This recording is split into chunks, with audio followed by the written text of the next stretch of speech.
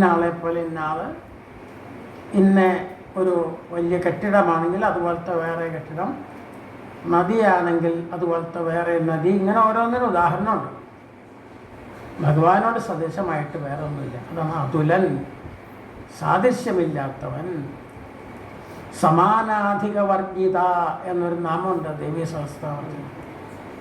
ദേവിയോട് തുല്യമായിട്ടോ അധികമായിട്ടോ ആരുമില്ല, ഒക്കെ താഴെയുള്ളൂ എന്നാണ്.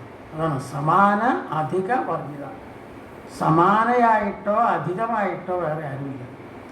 അതുപോലെ ഭഗവാനോട് സദൃശമായിട്ട് മറ്റൊന്നുമില്ല. അതാണ് അനുപമനാണ് ഭഗവാൻ. അതുലഹ, തുല ഇല്ലാത്തവൻ, സാദൃശ്യമില്ലാത്തവൻ. ശരഭ,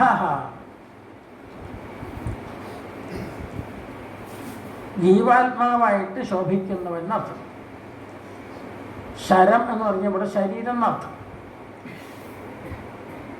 ശീർണമായിട്ട് തീരുന്നതെന്നാണ് വാക്കിനർത്ഥം. ശീർണമാവുക, ജീർണിക്കുക എന്നർത്ഥം.